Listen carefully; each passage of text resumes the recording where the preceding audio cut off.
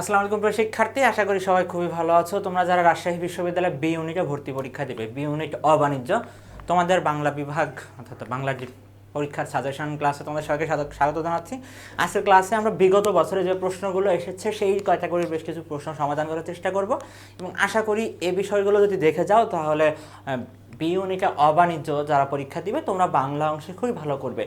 তো ক্লাস শুরুর আগে প্রথমেই বলে নিই, তোমাদের অবাণিজ্যে যারা পরীক্ষা দিবে তোমাদের বাংলা অংশ খুবই সহজ প্রশ্ন হয়। বিগত বছরের প্রশ্নগুলো যদি তোমরা একটু ভালোভাবে দেখে যাও আশা করি খুব সহজেই তোমরা ভালো কিছু করতে পারবে। তো চলো আমরা শুরু করি। আমাদের প্রথম প্রশ্নে বলা হয়েছে, দেখো আমাদের হচ্ছে বি ইউনিট অবাণিজ্য বাংলা। প্রথম প্রশ্ন, 18 বছর বয়স কবিতাটি কোন ছন্দে রচিত? খুবই সহজ একটা প্রশ্নগুলো কিন্তু বিগত বছরের বিভিন্ন ভর্তি পরীক্ষায় আমরা আসতে দেখেছি। তো 18 বছর বয়স কবিতা আসলে কোন ছন্দে রচিত ছিল? এটা কি অমিতারাক্ষর ছন্দ, স্বরবৃত্ত ছন্দ, এটা কি অক্ষরবৃত্ত ছন্দ নাকি মাত্রাবৃত্ত ছন্দ? এটি মূলত কোন ছন্দে রচিত ছিল? এটি ছিল মাত্রাবৃত্ত ছন্দে রচিত। কোন ছন্দে? মাত্রাবৃত্ত ছন্দে রচিত ছিল। এখন আমরা দেখার চেষ্টা করব প্রতিটা গল্প কবিতা সম্পর্কে পাঠ্য পরিচিতিতে যে তথ্যগুলো দেওয়া আছে এগুলো আমরা একটু রিভিশন দিই। দেখো একদম প্রথমেই যদি আমরা চিন্তা করি, প্রথমেই আমাদের কি থাকে? অপরিচিতা। অপরিচিতা প্রথম প্রকাশিত হয় প্রমোদ চৌধুরী সম্পাদিত মাসিক সবুজপত্র পত্রিকায়। কোন সংখ্যায়? কার্তিক সংখ্যায়। তিনটা তথ্য খুবই গুরুত্বপূর্ণ। অপরিচিতা প্রথম প্রকাশিত হয় প্রমোদ চৌধুরী সম্পাদিত কোন পত্রিকা? সবুজপত্র। সবুজপত্র কেমন পত্রিকা ছিল? মাসিক পত্রিকা ছিল। এটা কিন্তু সাপ্তাহিক না, এটা মাসিক পত্রিকা ছিল। আর এই পত্রিকার কোন সংখ্যায়? কার্তিক সংখ্যায়। আর এটি প্রথম গ্রন্থভুক্ত হয় রবীন্দ্রনাথের গল্প সংকলনে। তারপরে কি হয়েছে? গল্প সপ্তকে, আর পরে কি গল্পগুচ্ছ তৃতীয় খণ্ডে। এই তৃতীয় খণ্ড জিনিসটা একটু মাথায় রেখো, এটা থেকেও কিন্তু বিগত বছরে এমসিকিউ এসেছে। পরবর্তী তথ্য দেখি আমরা। শরৎচন্দ্রের বিলাসী গল্পটি প্রথম প্রকাশিত হয় কোন পত্রিকায়? ভারতী পত্রিকায়। 1325 বঙ্গাব্দের কোন সংখ্যায়? বৈশাখ সংখ্যায়। একটু আগে আমরা যেটা দেখেছিলাম আমাদের অপরিচিতা, যেখানে আমরা দেখলাম যে কার্তিক সংখ্যায় প্রকাশিত হয় সবুজপত্র পত্রিকায়, আর এখন বিলাসীতে আমরা দেখলাম যে ভারতী পত্রিকায় প্রকাশিত হয় কোন সংখ্যায়? বৈশাখ সংখ্যায়। ন্যাড়া নামের এক যুবকের নিজের জবানিতে বিবৃত হয়েছে এই গল্প। এই গল্পের কাহিনীতে শরৎচন্দ্রের কি হয়েছিল? প্রথম জীবনের ছায়াপথ ঘটেছে। এখন আমরা দেখব হচ্ছে আমার পথের কথা যদি আমরা চিন্তা করি, এটা কি কাজী নজরুল ইসলামের বিখ্যাত প্রবন্ধ গ্রন্থ রুদ্রমঙ্গল থেকে সংকলিত হয়েছে। কি থেকে? রুদ্রমঙ্গল থেকে সংকলিত হয়েছে। পরবর্তী যেটা আছে সেটা হচ্ছে কি মানব কল্যাণ কে লিখেছেন? আবুল ফজলের মানব কল্যাণ প্রবন্ধটি 1972 খ্রিস্টাব্দে রচিত। এটি প্রথম মানবতন্ত্রে সংকলিত হয়। কোথায় সংকলিত হয়? মানবতন্ত্রে। এই তথ্যগুলো আমাদের কিন্তু খুবই গুরুত্বপূর্ণ। এই তথ্যগুলো কিন্তু আমাদের অবশ্যই দেখতে হবে। পরে দেখো আমরা আরও একটা আমাদের বাকি আছে, কোনটা? মাসি ভিশি গল্পটি প্রথম প্রকাশিত হয় কলকাতার পূর্বাশা পত্রিকায়। কোন পত্রিকায়? পূর্বাশা পত্রিকায়। কোন সংখ্যায়? চৈত্র সংখ্যায়। কোন সংখ্যায়? চৈত্র সংখ্যায়। অপরিচিতার ক্ষেত্রে আমরা দেখেছিলাম কার্তিক সংখ্যায়, বিলাসী আমরা দেখলাম বৈশাখ সংখ্যায়, আর এখানে আমাদের মাসি ভিশি হচ্ছে চৈত্র সংখ্যায়। পরে এটি সংকলিত হয় পরিস্থিতি নামক গল্পগ্রন্থে। কোন গল্পগ্রন্থে? পরিস্থিতি নামক গল্পগ্রন্থে। বর্তমান পাঠ গ্রহণ করা হয়েছে ঐতিহ্য প্রকাশিত মানিক রচনাবলী পঞ্চম খণ্ডে। মানিক রচনাবলী কোন খণ্ড? পঞ্চম খণ্ড। আমরা যখন অপরিচিতা নিয়ে কথা বলেছিলাম তখন কিন্তু আমরা দেখেছিলাম যে আমাদের গল্পগুচ্ছ কত খণ্ড? তৃতীয় খণ্ড। আর এখানে কিন্তু মানিক রচনাবলী কত খণ্ড? পঞ্চম খণ্ড। তথ্যগুলো মনে রাখতে হবে। রেইনকোট গল্পটি প্রকাশিত হয় কত সালে? 1995 সালে। এটি লেখকের সর্বশেষ গল্পগ্রন্থ জাল স্বপ্ন স্বপ্নের জাল গ্রন্থে সংকলিত হয়েছে। এই গল্পের পাঠ গ্রহণ করা হয়েছে আখতারুজ্জামান ইলিয়াস রচনা সমগ্র 1 থেকে। এখন আমরা কবিতার দিকে যাই একটু। দেখো সোনার তরী রবীন্দ্রনাথ ঠাকুরের সোনার তরী কাব্যগ্রন্থের নাম কবিতা। সোনার তরী মাত্রাবৃত্ত ছন্দে রচিত, আর এর অধিকাংশ পংক্তি কি 8+5 মাত্রার পূর্ণ পর্বে বিন্যস্ত। 8+5 মাত্রা। পরবর্তী তথ্য দেখি আমরা। দেখো কাজী নজরুল ইসলাম রচিত বিদ্রোহী কবিতাটি কবির প্রথম কাব্যগ্রন্থ অগ্নিবীণা থেকে সংকলিত হয়েছে। কি থেকে? অগ্নিবীণা থেকে সংকলিত হয়েছে। অগ্নিবীণা কাব্যগ্রন্থের দ্বিতীয় কবিতা বিদ্রোহী, আর অগ্নিবীণা কাব্যগ্রন্থের প্রথম কবিতা কোনটি? প্রলয় উল্লাস। প্রতিদান কবিতাটি কবি জসীমউদ্দিনের বালুচর কাব্যগ্রন্থ থেকে সংকলিত হয়েছে। তাহারই পরে মনে কবিতাটি 1935 খ্রিস্টাব্দে মাসিক মোহাম্মদী পত্রিকায় প্রথম প্রকাশিত হয়। এ কবিতায় প্রকৃতি ও মানব মনের সম্পর্কের একটি গুরুত্বপূর্ণ ও তাৎপর্যময় অভিব্যক্তি প্রকাশ পেয়েছে। ফেব্রুয়ারি 1969 কবিতাটি কবি শামসুর রহমানের নিজ বাসভূমে কাব্যগ্রন্থ থেকে চয়ন করা হয়েছে। কি থেকে নেওয়া হয়েছে? নিজ বাসভূমে। ফেব্রুয়ারি 1969 দেশপ্রেম গণজাগরণ ও সংগ্রামী চেতনার কবিতা। এই তথ্যগুলো কিন্তু আমাদের অবাণিজ্যে যারা পরীক্ষা দিবে বারবার তোমরা পড়েছো, জিনিসগুলো তোমাদেরকে আবার রিভিশন দিয়ে যেতে হবে পরীক্ষার আগে। পরবর্তী প্রশ্ন, পরবর্তী আরো কয়েক কিছু অংশ আমাদের আছে। দেখো, সুকান্ত ভট্টাচার্যের 18 বছর বয়স কবিতাটি 1948 খ্রিস্টাব্দে প্রকাশিত হয়। তার ছাড়পত্র কাব্যগ্রন্থ থেকে এটি সংকলিত হয়েছে। কোন কাব্যগ্রন্থ থেকে? ছাড়পত্র। আর সালটা মনে রেখো 1948। এটা কিন্তু পরীক্ষার জন্য খুবই গুরুত্বপূর্ণ। 18 বছর বয়স কবিতাটি কোন ছন্দে রচিত? মাত্রাবৃত্ত ছন্দে। আর এবার আমরা যেটা দেখবো সেটা হচ্ছে আমি কিংবদন্তির কথা বলছি। এটা আবু জাফর অবাইদুল্লাহর বিখ্যাত কাব্যগ্রন্থ আমি কিংবদন্তির কথা বলছি, নাম কবিতা। কবিতাটি কোন ছন্দে রচিত? গদ্য ছন্দে রচিত। প্রচলিত ছন্দের বাইরে গিয়ে এটি একটি প্রাকৃতিক তথা স্বাভাবিক ছন্দ। অর্থাৎ প্রচলিত ছন্দের বাইরে গিয়ে যে ছন্দ সেটাকে কি বলা হয়? সেটাকে বলা হয় আমাদের গদ্য ছন্দ। পরবর্তী প্রশ্ন দেখো, কাঁচা মিঠা এর সঠিক ব্যাস বাক্য। সমাস থেকে আমাদের প্রশ্ন একটা ইনশাআল্লাহ আশা করা যায় থাকবে, বাট এই প্রশ্নটা কিন্তু কঠিন কোনো প্রশ্ন থাকবে না, খুবই সহজ, বিগত বছরের প্রশ্ন। তো কাঁচা মিঠা এর সঠিক ব্যাস বাক্য কি? যা কাঁচা তাই মিঠা। কাঁচা মিঠার ব্যাস বাক্য কি? যা কাঁচা তাই মিঠা। সমাসের কিছু গুরুত্বপূর্ণ জিনিস আমরা এখন একটু চোখ বুলাই আবার, যেগুলো আমাদের আসলে খুব দরকার পরীক্ষার জন্য। দেখো, দ্বন্দ্ব সমাস সম্পর্কে আমরা একটু দেখব। দ্বন্দ্ব সমাসের মিলনার্থক দ্বন্দ্ব বাপ মা, মাসি পিসি, জিন পরি, চা বিস্কুট। বিরোধার্থক দা কুমড়া, অহিনকুল, স্বর্গ নরক। বিপরীতার্থক আয় ব্যয়, জমা খরচ। সমার্থক হাট বাজার, ঘর দুয়ার, কলকারখানা। প্রায় সমর্থক কাপড় চোপড়, পোকামাকড়। বহুপদী অর্থাৎ দুইটার অধিক পদ থাকতেছে। কান নাক গলা, সাহেব বিবি গোলাম। অলুক দ্বন্দ্ব। অলুক দ্বন্দ্ব কি? বিভক্তি লোভ পাবে না। বিভক্তি লোভ না পেলে কি হয়? অলুক দ্বন্দ্ব হয়। এই যে দেশে বিদেশে, এখানে মূল শব্দ কি ছিল? দেশ। আর একটা কি ছিল?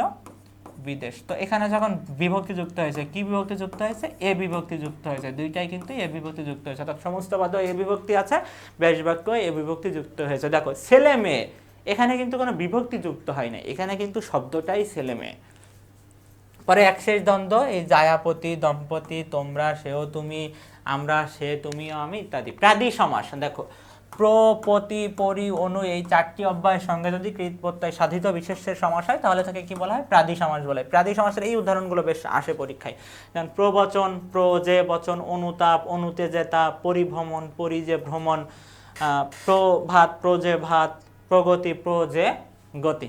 পরবর্তী অংশে যাই আমরা। দেখো, এখন আমরা যেটা দেখবো এটা হচ্ছে উপমান আর উপমিত কর্মধারয় সমাস। উপমান এবং উপমিত কর্মধারয় সমাস সম্পর্কে আমরা একটু দেখবো। প্রথমে আমরা দেখবো উপমান। প্রথমে আমরা দেখব উপমান। দেখো, উপমান কর্মধারয়ের ক্ষেত্রে তুলনাটি কি হবে? সত্য হবে। সমস্ত পদে বিশেষ্য প্লাস বিশেষণ থাকবে, আর ব্যাস বাক্যের শেষে কি? ন্যায় বা মূত বসবে। তিনটা জিনিস আমরা সবসময় মাথায় রাখবো, একটা হচ্ছে সত্য তুলনা হচ্ছে, আর এখানে বিশেষ্য প্লাস বিশেষণ থাকবে, এর পাশাপাশি ব্যাস বাক্যে ন্যায় বা মূত বসবে। দেখো, যেমন তুষার ধবল, তুষার মানে বরফ, আর ধবল মানে কি? সাদা। শীতকালে ইউরোপে যে তুষারপাত হয় তার রং সাদা, সুতরাং তুষার ধবল এটা কি? সত্য তুলনা। আবার এখানে তুষার বিশেষ্য আর ধবল কি? বিশেষণ। তুষার ধবল একটি উপমান কর্মধারয় সমাস, আর এর ব্যাস বাক্য কি? তুষারের ন্যায় ধবল। ঠিক তেমনি ভ্রমর, কৃষ্ণ, মিশ কালো, অরুণ রাঙা, ঘনশ্যাম এগুলো উপমান কর্মধারয় সমাস। এখন আমরা দেখব উপমিত কর্মধারয় সমাস। উপমিতর ক্ষেত্রে কি হচ্ছে? তুলনাটি মিথ্যে হবে। উপমিতর ক্ষেত্রে কি হবে? তুলনাটি মিথ্যে হবে। আর এখানে দুইটাই কি? সমস্ত পদে বিশেষ্য প্লাস বিশেষ্য থাকবে। দূরের বস্তুর সঙ্গে কাছের বস্তুর তুলনা হবে। কি হবে? দূরের বস্তুর সঙ্গে কাছের বস্তুর তুলনা হবে। আর ব্যাস বাক্যের কি হবে? ব্যাস বাক্যের শেষে ন্যায় বা মতো বসবে। যেমন পুরুষ সিংহ, পুরুষ মানুষ কখনো কি হবে না? সিংহ হবে না। আবার সিংহ কখনো কি হইতে পারে না? পুরুষ মানুষ হতে পারে না। এটা একটি কি? মিথ্যা বা অবাস্তব তুলনা। আবার পুরুষ শব্দটি এবং সিংহ শব্দটি কি? দুইটাই বিশেষ্য, আর এই জন্য এটাকে কি বলা যায়? উপমিত কর্মধারয় সমাস। বেশ কয়েকটা উদাহরণ আছে, যেমন করপল্লব, পদ্মকি, চরণ কমল, বাহুলতা। এই উদাহরণগুলো খুব গুরুত্বপূর্ণ। এখন আমরা দেখব নিত্য সমাস। নিত্য সমাস থেকেও কিন্তু আমাদের প্রশ্ন আসবে। পদের শেষে কি? মাত্র থাকলেই কি তা নিত্য সমাস, যেমন দর্শন মাত্র, নাম মাত্র ইত্যাদি। কিন্তু অতিমাত্র এই শব্দটা কি? অব্যয়ীভাব সমাস। অতিমাত্র কি? মাত্রাকে অতিক্রান্ত। পদের শেষে কি? অন্তর থাকলে নিত্য সমাস, যেমন গ্রহান্তর, দেশান্তর, যুগান্তর, কালান্তর, গৃহান্তর, গ্রামান্তর ইত্যাদি। বাট মনে রাখতে হবে তেপান্তর শব্দটা কি? একটা দ্বিগু সমাস, আর এর ব্যাস বাক্য কি? তিন প্রান্তের সমাহার। এর পাশাপাশি আরো কয়েকটা উদাহরণ আছে, যেমন 92। এর পাশাপাশি আছে 2 এবং 90, 92 এবং কালসাপ, কালতুল্য সাপ। এই দুইটা উদাহরণ আমাদের পরীক্ষায় খুব বেশি আসতে দেখা যায়। পরবর্তী যেটা আমরা দেখবো সেটা হচ্ছে ব্যতিহার বহুব্রীহি সমাস। ব্যতিহার বহুব্রীহি সমাস থেকেও বিগত বছরগুলোতে প্রশ্ন এসেছে। তো দেখবা যে একটা বিশেষের প্রথমে আ প্রত্যয় থাকবে আর তারপরে ই প্রত্যয় যুক্ত হবে, এগুলোই হচ্ছে ব্যতিহার বহুব্রীহি সমাস। এখানে মূল শব্দটা হচ্ছে হাত। হাতের সাথে প্রথমে আমাদের কি যুক্ত হয়েছে? আ প্রত্যয়, আর পরে কি যুক্ত হয়েছে? ই প্রত্যয়। দেখো, হাতা, হাতি। কানের সাথে প্রথমে আ প্রত্যয় যুক্ত হয়েছে, পরে ই প্রত্যয়। চুলের সাথে প্রথমে আ প্রত্যয়, পরে ই প্রত্যয়। ব্যতিহার বহুব্রীহি সমাস থেকে আমাদের প্রশ্ন আসতে পারে। এবার আমরা দেখব হচ্ছে দ্বিগু সমাস। দেখো, সমাহার বা মিলন অর্থে সংখ্যাবাচক শব্দের সাথে বিশেষ্য পদের যে সমাস হয় তাকে দ্বিগু সমাস বলে। দ্বিগু সমাসে সমাস নিষ্পন্ন পদটি বিশেষ্য হয় এবং প্রথমে কি হয়, সংখ্যাবাচক শব্দ থাকে।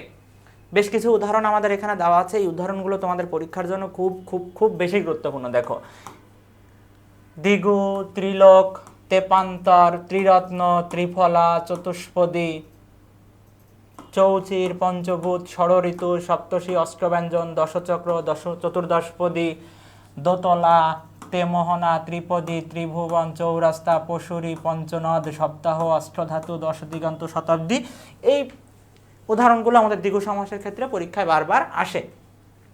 পরবর্তী আমাদের যে প্রশ্ন ছিল, তৎসম শব্দ কোনগুলো? এখান থেকে তৎসম শব্দ কোনগুলো? পত্র, কেষ্ট, ডাব, সমুদ্র, সূর্য, চন্দ্র, সাপ, গিন্নি, আকাশ, বৃক্ষ, ধর্ম, মস্তক, টোপর, বসুন্ধরা, নক্ষত্র, নলা। এর মধ্যে আকাশ, বৃক্ষ, ধর্ম, মস্তক, এখানে সবগুলোই হচ্ছে তৎসম শব্দ, সবগুলোই তৎসম শব্দ। এখন আমরা একটু তৎসম শব্দ নিয়ে জানি যে পরীক্ষায় তৎসম শব্দ আসলে আমরা ঠিক কিভাবে চিনতে পারবো। দেখো, তৎসম শব্দ, যেসব শব্দ সংস্কৃত থেকে অপরিবর্তিতভাবে বাংলায় এসেছে সেগুলোকে তৎসম শব্দ বলা হয়। তৎ অর্থ সংস্কৃত, আর সম অর্থ কি? সমান। অর্থাৎ তৎসম কথাটির অর্থ কি? সংস্কৃতের সমান। যেমন জল, বায়ু, কৃষ্ণ, সূর্য, মিত্র, জীবন, মৃত্যু, বৃক্ষ, লতা, নারী, পুরুষ, পৃথিবী, আকাশ, গ্রহ, বৃক্ষ ইত্যাদি। এছাড়াও আমরা যেভাবে আসলে তৎসম শব্দগুলো চিনতে পারি তার কিছু ক্রাইটেরিয়া এখানে দেওয়া আছে, যেগুলো আমরা দেখলে বুঝবো যে এটি তৎসম শব্দ। যেমন মূর্ধন্যযুক্ত সকল শব্দই তৎসম ভাষার শব্দ, যেমন কর্ণ, স্বর্ণ, কারণ, মণি, বণিক, বীণা ইত্যাদি। বিসর্গযুক্ত শব্দ এবং বিসর্গ সন্ধি সাধিত শব্দগুলো তৎসম, যেমন দুঃখ, প্রাতকাল, দুঃশাসন, দুঃসাহস, মনকষ্ট ইত্যাদি। দীর্ঘই, রস্যু, রি, দীর্ঘই, রি, এই তিনটা বর্ণের সঙ্গে কার যুক্ত হয় সবসময় কি? তৎসম শব্দ হয়। যেমন ঈর্ষা, উষা, ঋণ, পূর্ণ, তৃণ ইত্যাদি। যেসব শব্দের পূর্বে সংস্কৃত বৃষ্টি উপসর্গ যুক্ত থাকবে, সংস্কৃত বৃষ্টি উপসর্গ যুক্ত থাকবে, সেগুলো কি হবে? আমার তৎসম শব্দ হবে। যেমন পরা উপসর্গ দিয়ে পরাজয়, পরাক্রম, প্র দিয়ে প্রকার, প্রচার, প্রমাণ, অপ দিয়ে অপমান, সম দিয়ে সংবাদ। উপমান, উপমিত, রূপক কর্মধারায় সমাস সাধিতগুলো অনেক ক্ষেত্রেই কি হয়? তৎসম শব্দ হয়। মহাকাশ ও হিন্দু ধর্ম সংক্রান্ত শব্দগুলো তৎসম। ক্ষীয়যুক্ত সকল শব্দ তৎসম। 10 দিক সম্পর্কিত সকল শব্দ তৎসম। বহুবচন সম্পর্কিত সকল শব্দ কি? তৎসম। এখন আমরা একটু অর্ধ তৎসম শব্দ নিয়ে কথা বলি। দেখো, যেসব সংস্কৃত শব্দ বাংলায় এসে বাঙালির উচ্চারণে কিছুটা পরিবর্তন ও বিকৃতি লাভ করেছে সেগুলোকে কি বলা হয়? অর্ধ তৎসম শব্দ বলা হয়। অর্ধ তৎসম শব্দের মধ্যে এই যে অগ্রহণ থেকে অগ্রহণ হয়েছে, ইচ্ছা থেকে ইচ্ছে, কীর্তন থেকে কীর্তন, গৃহিণী থেকে গিন্নি হয়েছে, চিত্র থেকে চিত্তির হয়েছে, কৃষ্ণ থেকে কেষ্ট হয়েছে, ক্ষুধা থেকে খিদে হয়েছে, এগুলো আমার কি হচ্ছে? অর্ধ তৎসম শব্দ। তদ্ভব শব্দ, দেখো যেসব শব্দ সংস্কৃত থেকে সোজাসুজি বাংলায় আসেনি, মধ্যবর্তী পর্বে প্রাকৃতের মাধ্যমে পরিবর্তন লাভ করে বাংলায় এসেছে, তাদের কি বলা হয়? তদ্ভব শব্দ বলা হয়। তাদেরকে কি বলা হয়? তদ্ভব শব্দ বলা হয়। যেমন ইন্দ্রাগার, এটা তদ্ভব হচ্ছে কি? ইন্দিরা। কৃষ্ণ, কানু বা কানাই। ধর্ম, ধাম, এগুলো আমার কি হচ্ছে? তদ্ভব শব্দ। এখন আমরা দেখব দেশি শব্দ। দেশি শব্দটা আমাদের গুরুত্বপূর্ণ পরীক্ষার জন্য। দেশি শব্দ থেকে আমাদের প্রশ্ন আসতে দেখা যায়। দেশি শব্দ, দেখো বঙ্গদেশের প্রাচীনতম অধিবাসী কোল, ভিল প্রভৃতি অনার্য জাতির ভাষা থেকে যেসব ভাষা বাংলার এসেছে সেগুলোকে কি বলা হয়? দেশি শব্দ বলে। যেমন অঢেল, কচি, কলা, কাতলা, কুলো, কুকুর, খোড়া, খক্কি, খোকা, চাউল, চিংড়ি, ঝিঙে, তেঁতুল, ঢোল, মুড়ি, পাল, পাল্টা, বাদুর, ফিঙে, দোয়েল, ডিঙি, ডাব, ডাগর, এই শব্দগুলো আমার দেশি ভাষার শব্দ, এগুলো পরীক্ষায় আমার আসবেই। এখন আমরা যেগুলো দেখবো কয়েকটা বিদেশি শব্দ যেগুলো আমাদের পরীক্ষায় বারবার এসেছে, সেই শব্দগুলো এখানে দেওয়া আছে। দেখো, ফার্সির ক্ষেত্রে সবুজ, কাগজ, চশমা, নামাজ, দোকান, আমদানি, জামদানি আছে ফার্সি ভাষার শব্দ।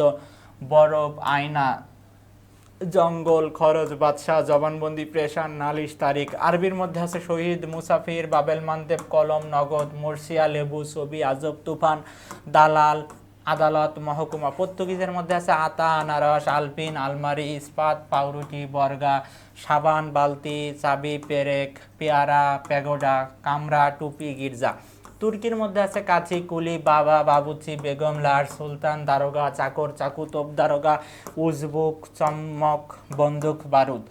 ফরাসির মধ্যে আছে আতাত, কুপন, ডিপো, রেস্তোরাঁ, ফরাসি, ওলন্দাজ, কার্তুজ, ক্যাফে ইত্যাদি। জাপানের মধ্যে আছে রিক্সা, হারিকিরি, হাস্তাইরা, সুনামি, জুতো, সামুরাই, ক্যারাটে। গ্রিক দাম, কেন্দ্র, ইউনানি। চীনা চা, চিনি, লিচু, লচি, এলাচি, সাম্পান। কাজী নজরুল ইসলামকে বিদ্রোহী কবি উপাধি দিয়েছিলেন কে? বিদ্রোহী কবি শরৎচন্দ্র, বঙ্কিমচন্দ্র, রবীন্দ্রনাথ, প্রমোদ চৌধুরী। কে দিয়েছিলেন? প্রমোদ চৌধুরী। প্রমোদ চৌধুরী। আমরা কাজী নজরুল ইসলামের বেশ কিছু লেখা সম্পর্কে একটু দেখব, উনি আমাদের পরীক্ষার জন্য গুরুত্বপূর্ণ। কাব্যগ্রন্থের মধ্যে বিদ্রোহ প্রধান কাব্যগ্রন্থ আছে অগ্নিবীণা, যেটা আমাদের বিদ্রোহী কবিতা যে কাব্যগ্রন্থ থেকে নেওয়া হয়েছে। বিষের বাঁশি, ভাঙার গান, সাম্যবাদী, সর্বহারা, ফণী মনসা, জিন্দির সন্ধ্যা, প্রলয় শিখা ইত্যাদি। প্রেম প্রধান কাব্যের মধ্যে আছে দোলন চাপা, ছায়ানট, সিন্ধু হিন্দোল, চক্রবাক, শেখ সওগাত ইত্যাদি।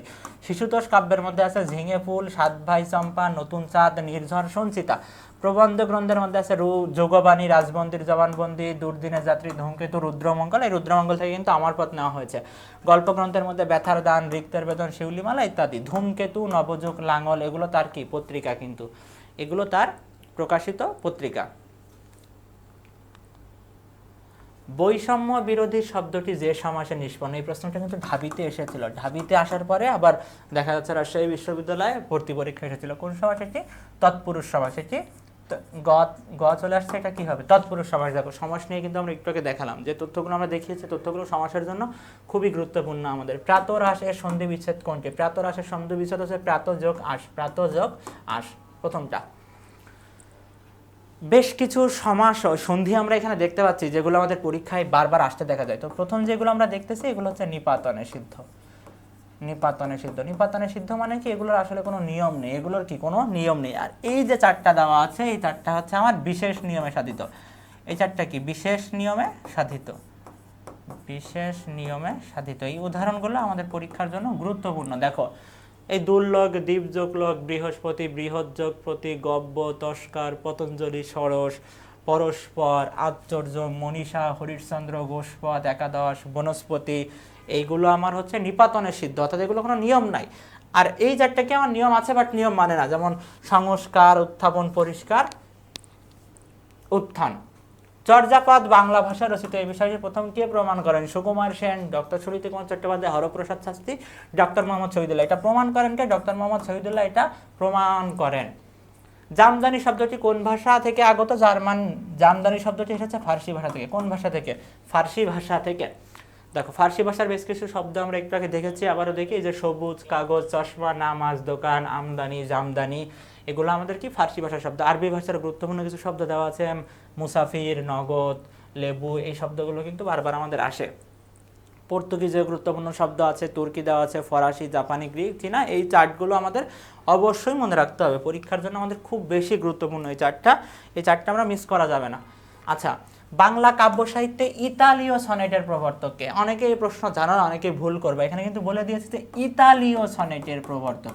এটা কি সুকান্ত, আবু জাফর শামসুদ্দিন, মাইকেল মধুসূদন দত্ত নাকি প্রমোদ চৌধুরী? ইতালীয় সনেটের জনক হচ্ছে প্রমোদ চৌধুরী। উত্তর হবে প্রমোদ চৌধুরী। তিনটা তথ্য একটু জেনে রাখি আমরা। দেখো বাংলা ভাষায় ইতালীয় সনেটের প্রবর্তক হচ্ছে প্রমোদ চৌধুরী, বাংলা সনেটের জনক হচ্ছে মাইকেল মধুসূদন দত্ত, আর সনেটের জনক কি?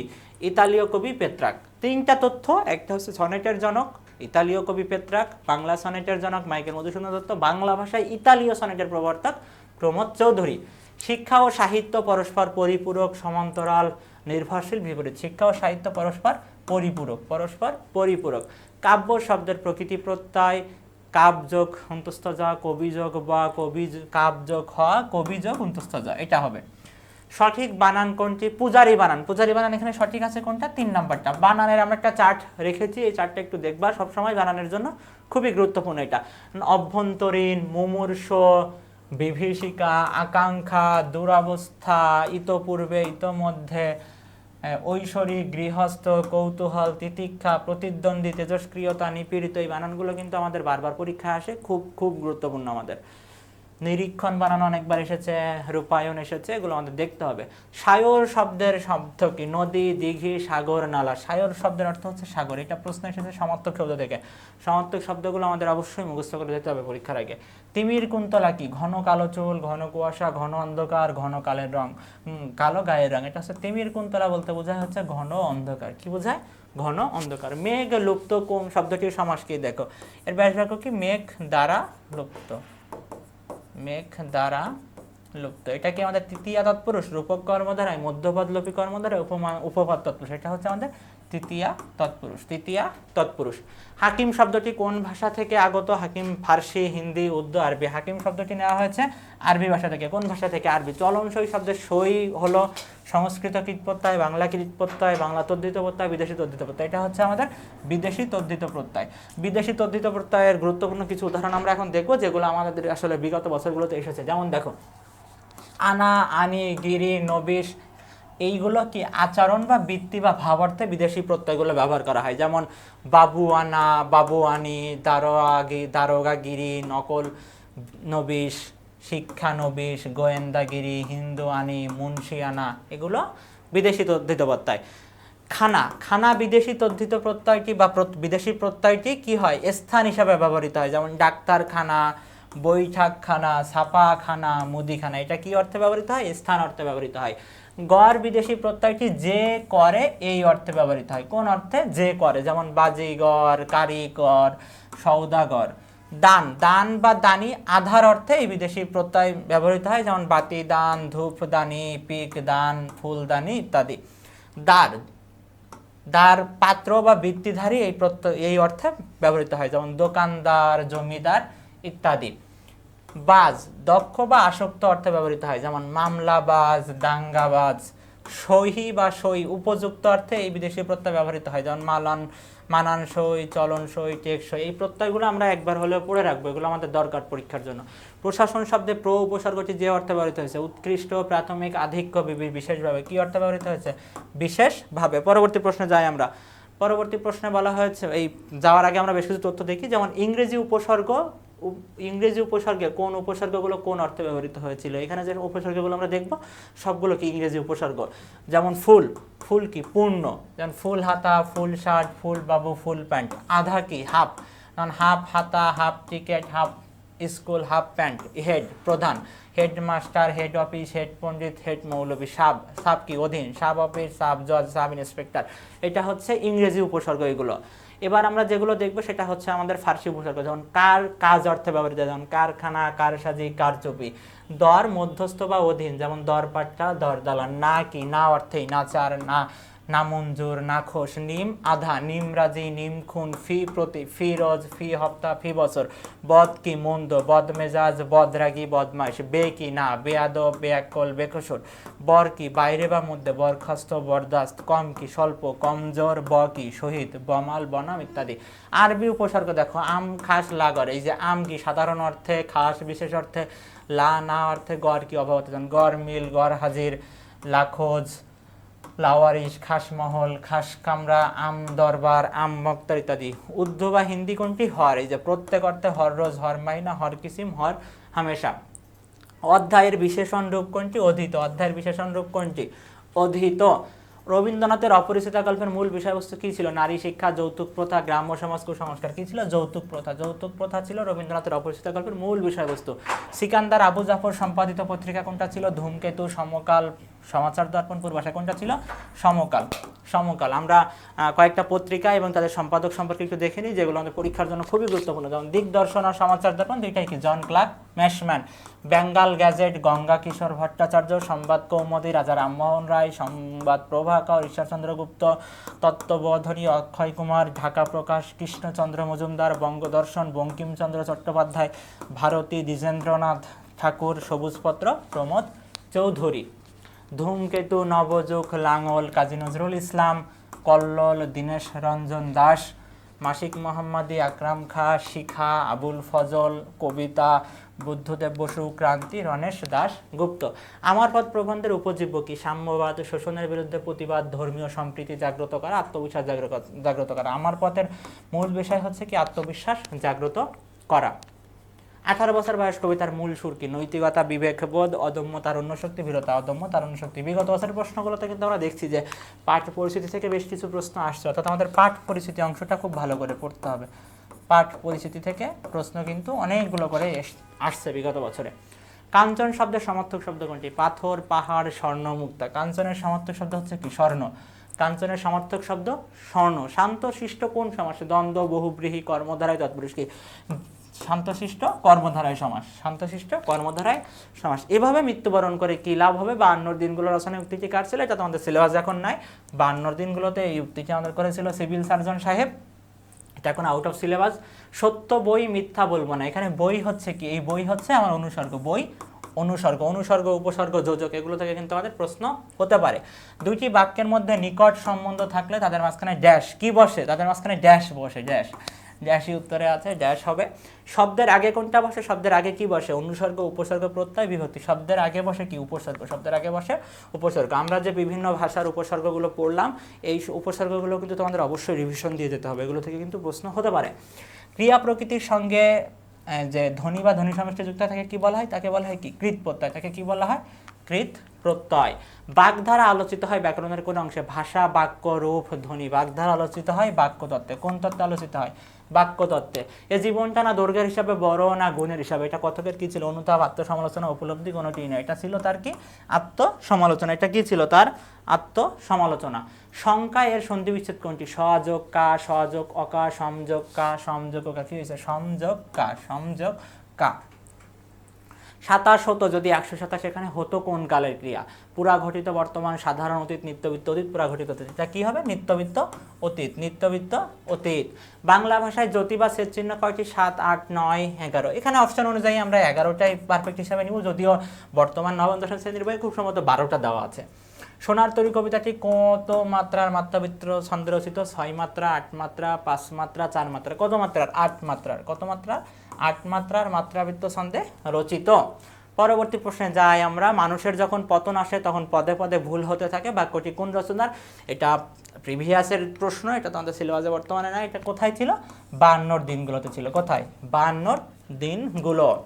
সমুদ্র শব্দের প্রতিশব্দ কোনটি? জলদ, রত্নাকর, অমুজ, বরুণ। সমুদ্র শব্দের প্রতিশব্দ হচ্ছে রত্নকার। এই যে প্রতিশব্দগুলো এখানে দেওয়া আছে, এই প্রতিশব্দগুলো আমাদের পরীক্ষার জন্য খুবই গুরুত্বপূর্ণ। অবাণিজ্যত যারা পরীক্ষা দিবা বি ইউনিটে, তাদের জন্য কিন্তু এটা খুবই গুরুত্বপূর্ণ। যেমন সমুদ্র দেখো, সাগর, রত্নাকর, জলধি, সিন্ধু, বারিধি, বারিশ, উদধি, অর্ণব, অম্বধি, পয়োধি, পারাবার, জলনিধি ইত্যাদি। সূর্য, রবি, আদিত্য, অর্ক, ভানু, প্রভাকর, মিহির, তপন, সবিতা, অরুণ, ভাস্কর, দিবাকর, বিভা বসু, বিভাকর, মাতণ্ড, বালক ইত্যাদি। বায়ু, পবন, মলয়, সমীর, সমীরণ, মরুদ, পবমান, প্রভঞ্জন ইত্যাদি। অগ্নি, আগুন, বহ্নি, পাবক, হুতাশন, অনল, দহন, শিখা, সর্বভূ, কৃষাণু, বৈশ্বনাথ ইত্যাদি।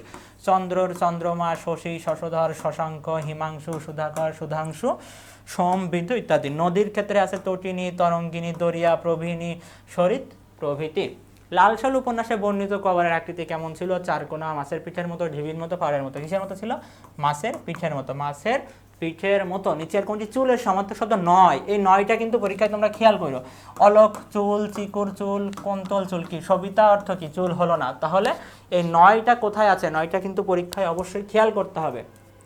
সমার্থক শব্দের যে চার্ট, আমরা সমুদ্র, পারাবার, জলনিধি, রত্নাকর, এগুলো আমাদের খুব সুন্দর করে মনে রাখতে হবে। সূর্যের সমার্থক শব্দগুলো মনে রাখতে হবে। বায়ু, অগ্নি, চন্দ্র, নদী, এগুলো আমাদের খুবই গুরুত্বপূর্ণ।